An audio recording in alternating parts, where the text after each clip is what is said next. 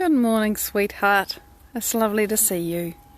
It's a beautiful morning here. Let me not waste any time. Show you the day. Well, I did say it was beautiful. And it's still. And there are birds. There's not much wind. In fact, look at the cabbage tree. It's not moving. That means there is no wind. Good morning, Mike. It's just beautiful here. So I'm showing you the sky, but sooner or later... Morning, gorgeous! Sooner or later I'm going to have to show you the fact that the ghost plants have been pruned. And this is necessary. Because you can see this one's already growing away underneath. If you don't prune them, they get scraggly and messy and horrible. And they're not healthy. Good morning, Laura. Good morning, Eric. I know you won't be far away. Still got to do the daisy bush. Good morning, Farah. Oh, it's chilly, actually. It's chilly, Laura. It will get warmer later, but this is becoming my favourite season now. Sort of late summer, autumn. The weather is calm and beautiful. It's crisp in the morning. It's not stinking hot in the afternoon, and this is just the best.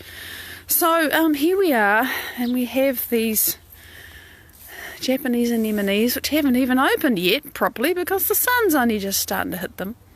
Isn't that lovely? I mean, you can see this is not an ideal situation for them. I throw washing water on them and they don't die.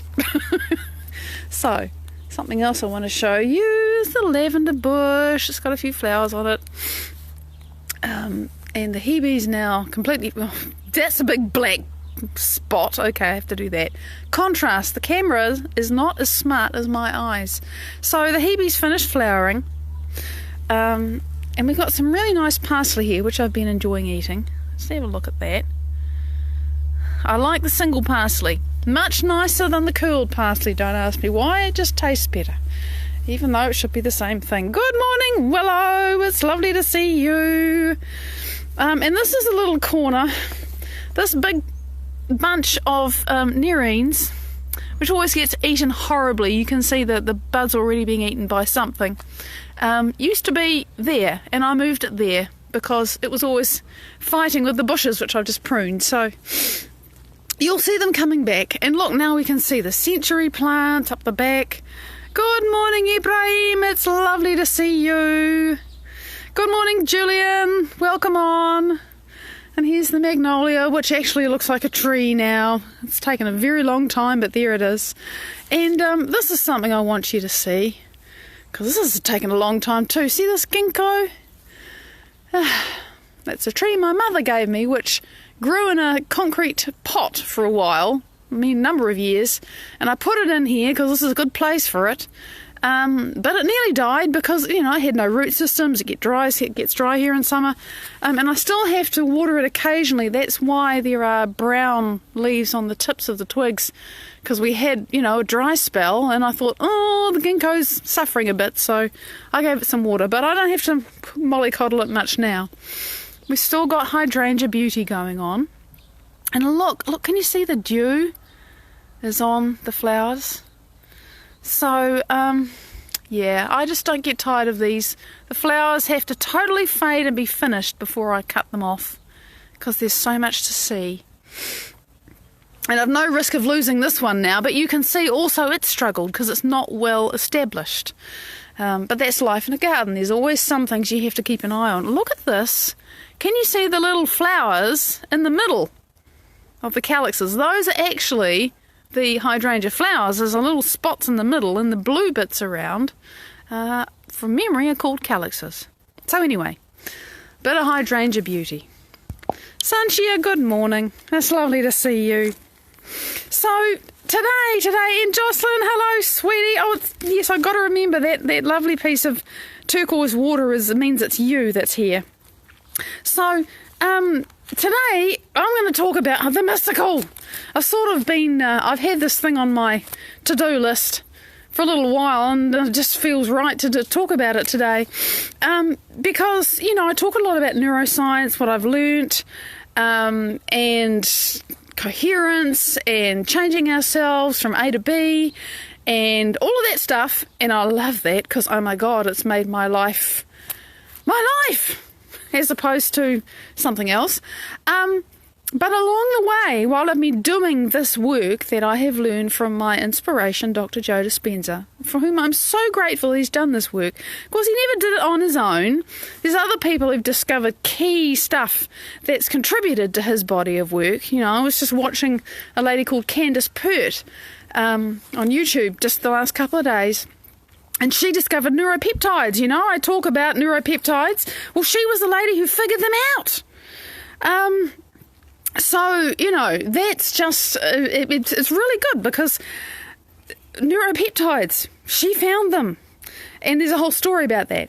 But anyway, the whole point of what I want to talk about today is some of the weird, wild, wacky, new age, woo-woo things that scientists don't normally acknowledge as being real experiences that I get to have more and more every day because I do this work. Now, why would I talk about that? Because I want to encourage you to do it. Oh my God, do you think that if I feel this much change, that I wouldn't want that for you? So let's encourage you to get curious and think, really? Can it be like that? And also to kind of say, well, yeah, there is a place for all that wild, wacky stuff. It's just, you know, we've tended to say, oh, well, it's spiritual or it's woo-woo, and that means really that we don't understand it. But actually, a lot of this mystical stuff is being demystified now. So, I just want to talk about it. In my meditations, I have definitely had connections, communications, even, you know, I suppose you could say visitations from what you might call ascended beings, other entities. I don't really want to call them angels because when I say angels, a lot of people think of something bright with wings. And for me, that's a kind of an archetypal 1800s image. And I don't like it. But so there you go. But if that works for you, then that's fine. But they are beings of advanced consciousness and they tell me stuff. And by they tell me stuff, I mean they tell me stuff I wouldn't think of. And with an energy and with a communication that just kind of lands in me and I go, yeah, I know that's true. And it's just, yeah. So that for me is pretty common actually because, you know, I used to do energy work as doing energy work before I understood really what I was doing. I still do energy work, just not like that. And so I'm kind of, you know, I used to channel. I still could. It's very easy for me because I was kind of between two dimensions for a long time to step aside and let another voice talk. So it's very easy for me to do that. So I'm starting with the things that are closest to me, right? Past lives, future lives, other lives, you know. Yeah, de rigueur. I am so used to tuning into that kind of information. But I tell you what happens is it's become a lot easier. And also, I never go looking for it now. It just arrives when it's relevant. And what I mean is when I have some emotion shift or some block in my body is doing a thing and I'm working with it in a meditation, which isn't how you might think working with it means, but I just have to say that. It's like my attention is on it. I am creating change, but I'm not pushing against it or trying to make change in the way that I would have once.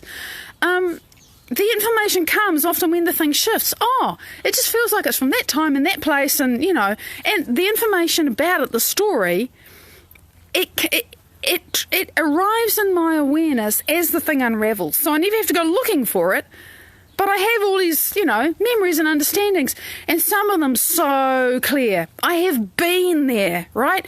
Really, truly there. One in particular, which I will share with you briefly. I've got to keep an eye on the clock because I can talk about this for a long time. Absolutely, this was real in my awareness. I was on a flying saucer, right? And I can tell you how big it was. It wasn't the size. It was the size of maybe a small block. You know, 3 or 4 houses. It wasn't the size of one house, and it wasn't the size of a whole city. It was, you know, medium-sized, and the image. The experience beyond an image, I was there, was of, you know, the flying saucer shape, right? Around the widest part. Bernadette, good morning. There's a walkway, and there are well, not windows, but there's something you can see through all the way around. And 3 friends, we're walking in a line, 3 friends going, this way, curving to the left, and on the right of me and us, there is this other ring that is turning in the opposite direction, coming towards us, and I just know it's part of the ship's propulsion mechanism, and it does it through electromagnetic fields, and we've got these bodies that almost aren't bodies. It's mostly energy, and I have this understanding that in a human body I couldn't be there because that energy would be toxic. But when you're in an energy body, it's fine. You use it to push a ship around. And the further thing was a very clear awareness of who one of those people was immediately. I know who that person is on planet Earth. I've told them. The other one was a mystery to me. And it was very powerful in the sense of deep love and friendship between us. And more recently, I've discovered who the other person was. And man, that was blew me away. Ripped my heart open in a good way. So that was a really real, and that was, is it a past life, is it a future life? Hell, I don't know, but it was real. It was really real. Some of the other things that if you listen to the testimonials on Joe Dispenza's testimonial reel, so many people have had so many amazing experiences. Quite a few people, and Joe himself, talk about seeing patterns. And they talk about seeing circular patterns of fractals. And this was a mystery to me for a long time because I started off seeing nothing at all, really. And that's normal.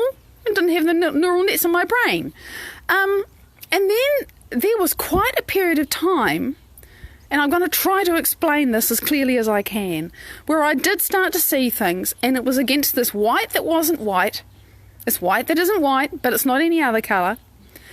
And they were like little... like if you have a line and you've drawn it with a pencil or a pen and it's a bit wobbly wobbly and the edge is a little bit darker than the centre of it, and it was alive. And the first time I saw this, it was just like there was this little knot of these lines that came out, and they were kind of like that. And it was fast. It just came, it went. And then the next time I saw it, there were like 2 of them, and they came across my vision from left to right, boom, boom, really fast, just. And then they started coming, there were 2, and there were 2, and there were 2, and then I started seeing them in 3s and 4s and grids of 8. And it evolved, and then there were colours and stuff. Hi, Dana! It's all this kind of stuff. And it evolved, and then there was a massive shift in me, and those things did not come back. And I know why. Long story. Don't have time to tell it. Couldn't remember it all now. It's not who I am anymore. But the other thing that's happened is when I get really coherent and I connect with the unified field, this invisible field of information that exists beyond 3-dimensional space and time. See, I've memorized the definition now because I've listened to it and gone, yeah, that's what it is so much. I get downloads. Energy comes to me from the unified field, and most often it feels like, I start by saying like sunlight in water, right? If you're in water and there's sunlight coming through it, kind of like that, but the light might have patterns in it, repeating patterns, and it is the entirety of the enormous space that you're in. The whole space is filled with it, and your body is filled with it. It's like your body's kind of disappeared. Andrew, lovely to see you. And it just flows right through me, and of course it's carrying information. It is a download. I would love to see what happens in my brain at that time. There's probably some kind of theta or gamma activity.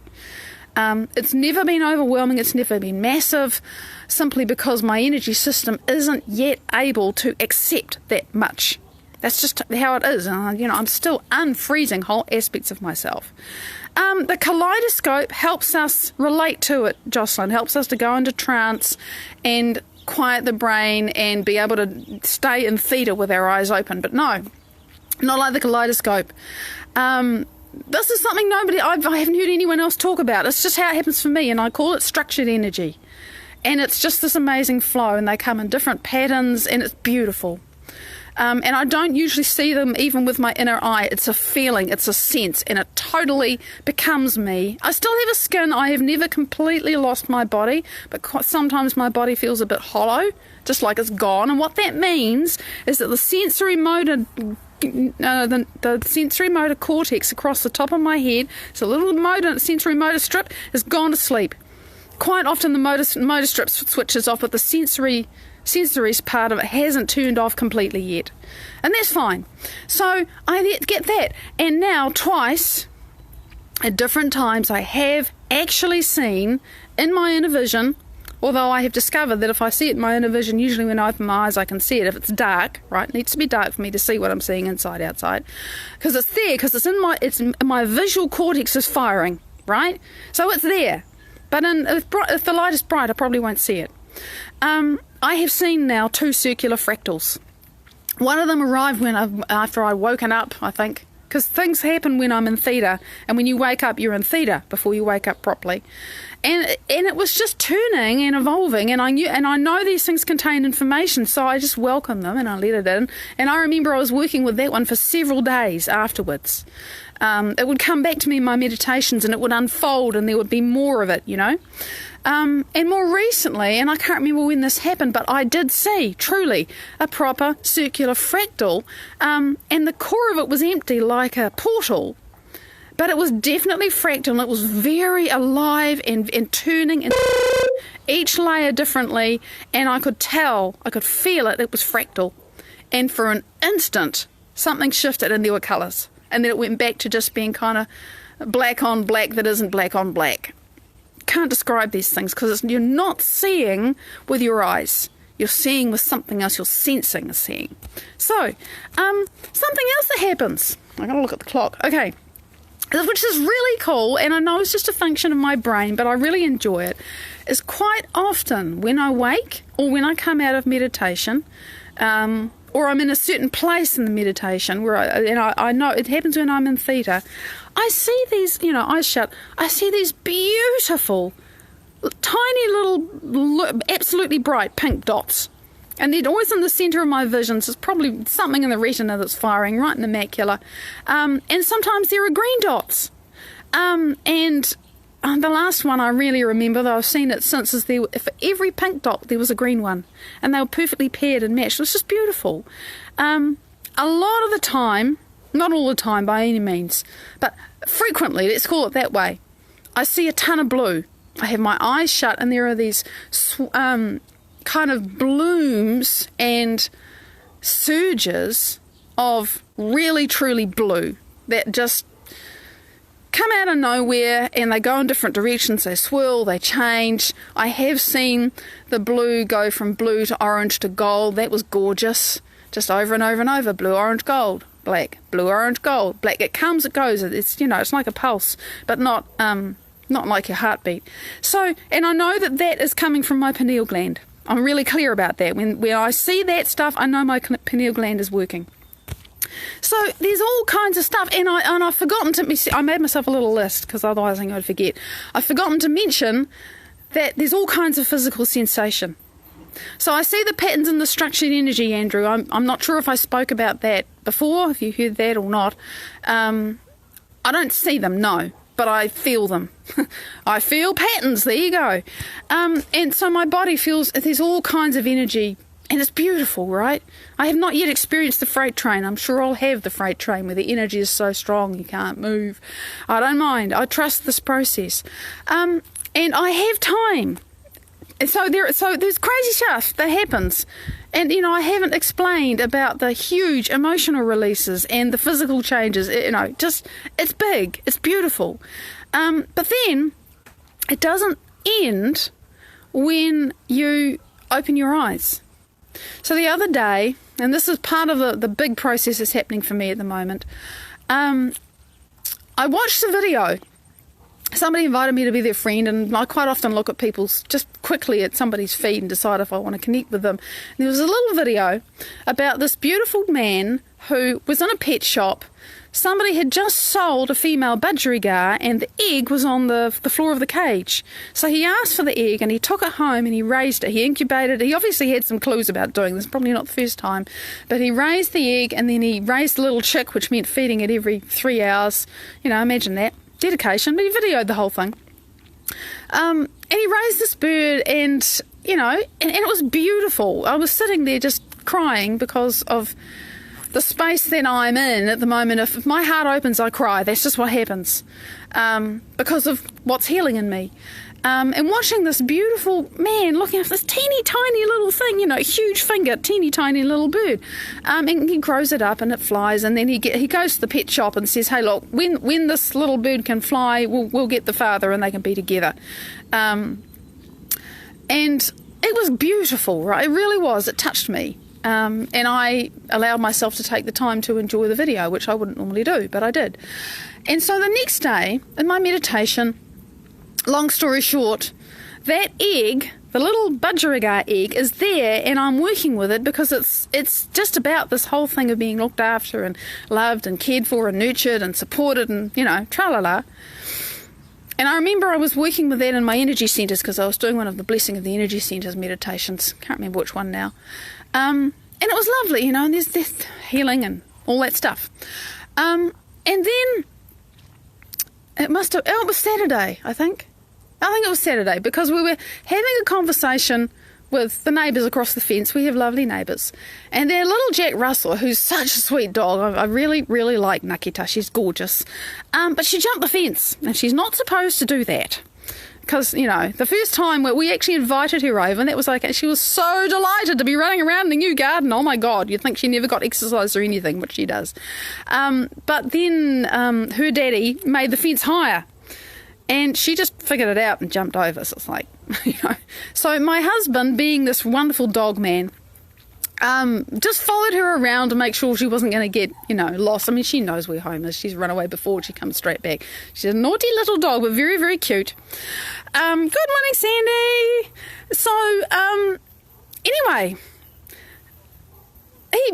we did that. Nakita was banished to the garage because that's where she goes when she's been naughty, because she knows that she was naughty. And we get on, and I do my thing, and I actually go and spend some time with the neighbours about stuff. I come back, I come into the kitchen, and on the windowsill where I look out to the back garden, there's this little eggshell. And I just sort of, because it wasn't exactly like the eggshell in my meditation. But it was close. It was white. I mean, it was open, obviously. Speckled. I looked it up. It was a fantail's egg, same size. But it was and here's the sweet thing. I think only the day before I had actually said to the unified field in a way that I've never said before, hey, send me a sign. Bring it to me in a way that I'm never going to expect, so I really know it's from you. And there it was. And I just thought, yep, okay. Thank you. So this stuff happens when you start getting lined up. That's why I love this work, and I cannot imagine my life without it.